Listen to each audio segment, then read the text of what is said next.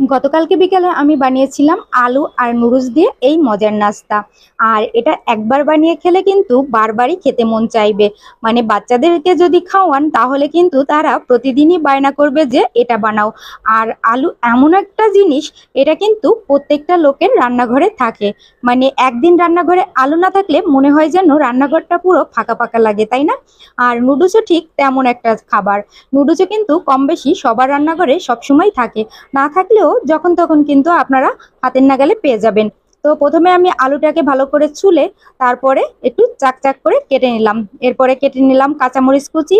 আর এটা হচ্ছে মানে পাতা, মানে এটাকে কি বলে, পুদিনা পাতা। আপনারা চাইলে পুদিনা পাতা যদি না থাকে তাহলে ধনে পাতা নিয়ে নিতে পারেন।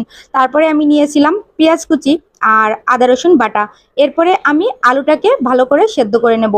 মানে অনেক ভালো করে সেদ্ধ করতে হবে, যেমন ওই যে আমরা ভর্তার জন্য করি। আর এটা কিন্তু গরম থাকতে থাকতেই ম্যাশ করে নিতে হবে। তো আমি হাত দিয়ে ভালো করে করে নিলাম ভর্তার মতো, যেন একটুখানিও শক্ত না থাকে।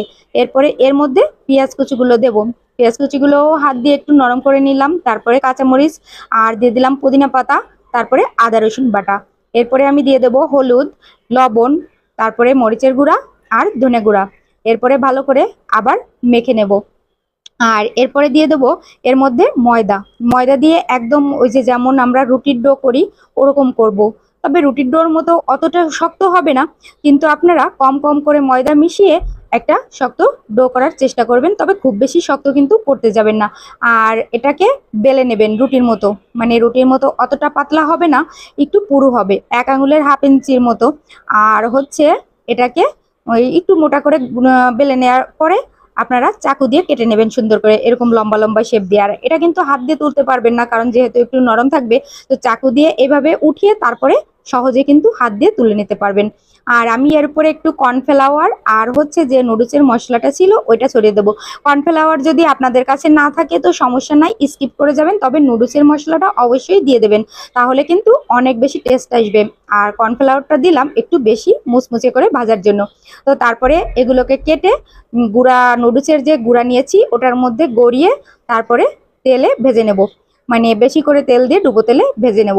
আর এটা কিন্তু একটু বেশি টাইম নিয়ে ভাজবেন, মানে অত বেশিও চুলার আঁচ বাড়াবেন না, কমিয়ে তারপরে লো হিটে ভেজে নেবেন একটু লাল লাল করে। তো এই যে আমার প্রথমগুলো ভাজা শেষ। আমার একবারে ভাজা হয় নাই, আমি 2বারে করে ভেজে নিয়েছি। তো এই যে আমার সবগুলো ভাজা শেষ, দেখেন কত সুন্দর হয়েছে।